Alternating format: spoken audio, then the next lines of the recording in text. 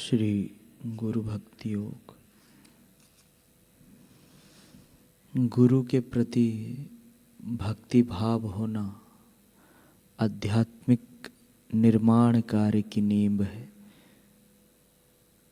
भावना का उफान या उत्तेजना गुरु भक्ति नहीं कहलाती। शरीर प्रेम यानी गुरु प्रेम का इनकार। शिष्य अगर अपने शरीर की अधिक देखभाल करता है तो वह गुरु की सेवा नहीं कर पाता। साधक के दुष्ट स्वभाव के नाश का एकमात्र उपाय है गुरु सेवा।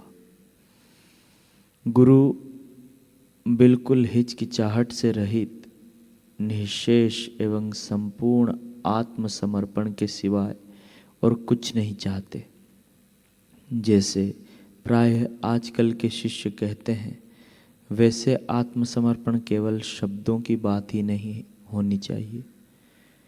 गुरु को जितनी अधिक मात्रा में आत्मसमर्पण करोगे उतनी अधिक गुरु कृपा प्राप्त करोगे।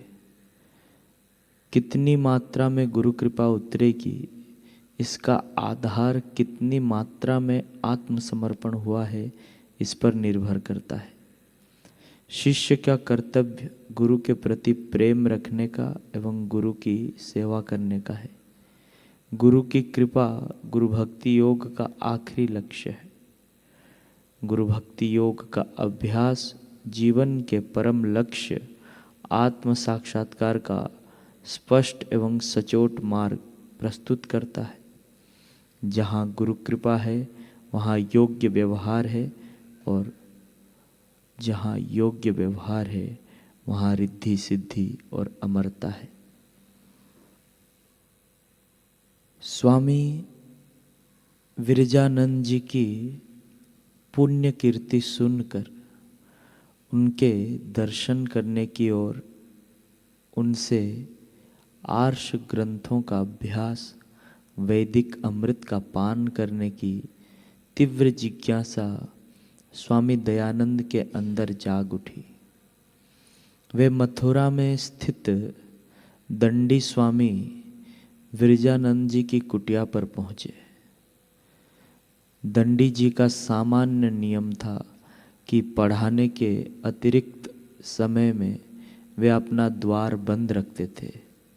केवल दर्शनार्थियों से मिलना उन्हें पसंद नहीं था। केवल दर्शनार्थियों से मिलना उन्हें पसंद न था। दयानंद ने धीरे से दरवाजा खटखटाया। अंदर से प्रश्न हुआ, कौन है? मैं कौन हूँ यही जानने के लिए आपकी शरण में आया हूँ।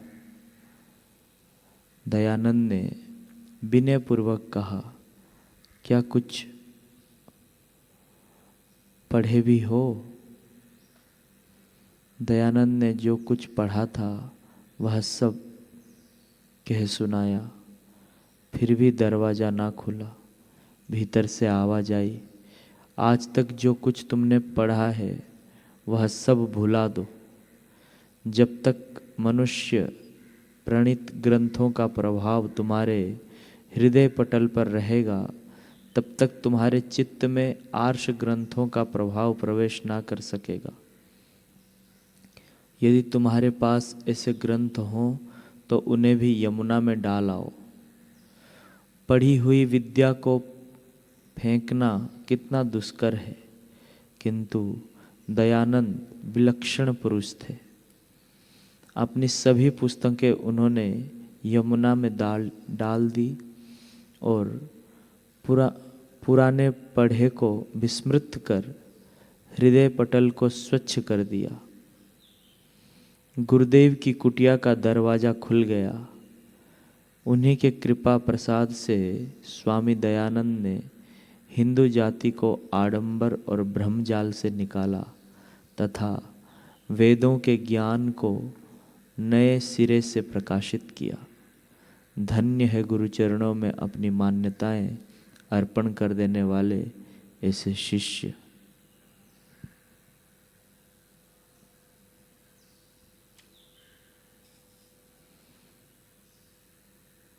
श्रीमद् आद्य शंकराचार्य अल्प अवस्था में ही भाष्य समेत शास्त्रों में पारंगत हो गए थे। फलस्वरूप उनके मन में वैराग्य उत्पन्न हो गया था।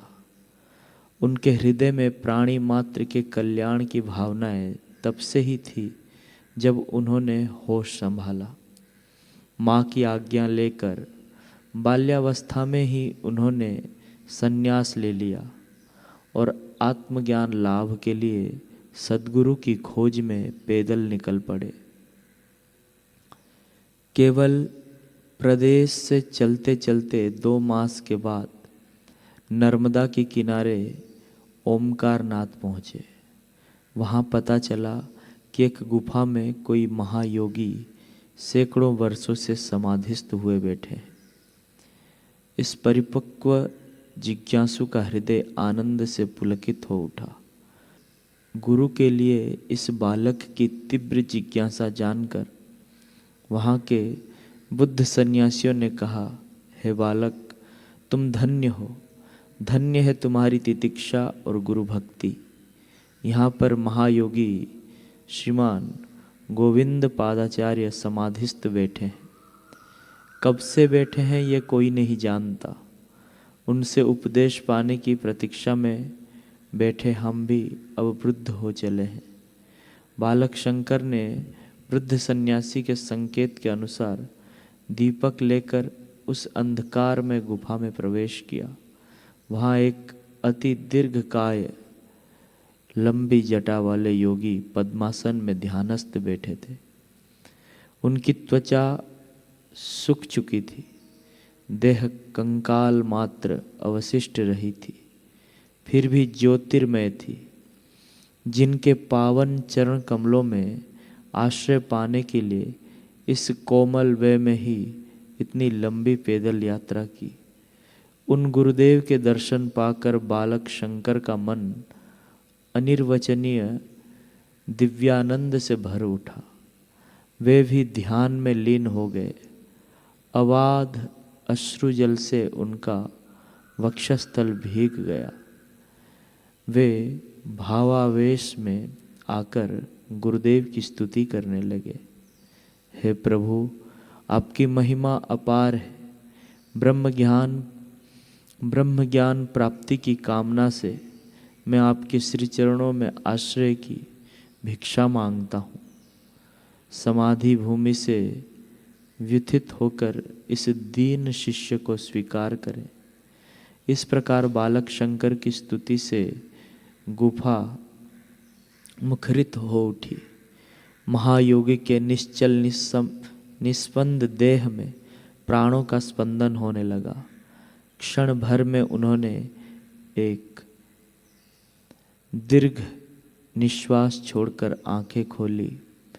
क्रम से उनका मन योगिक क्रियाओं द्वारा जीवन भूमि पर उतर आया। सहस्त्रों वर्षों की समाधि एक सच्चे अधिकारी जिज्ञासु बालक के आने से छूटी। यह वार्ता द्रुत गति से चारों ओर फैल गई। दर्शनाभिलाषी नर नारियों की भीड़ ने ओमकारनाथ को एक तीर्थ क्षेत्र में परिणत कर दिया। सद्गुरुदेव श्री गोविंद पादाचार्य ने बाल सन्यासी शंकर को शिष्य रूप से ग्रहण किया।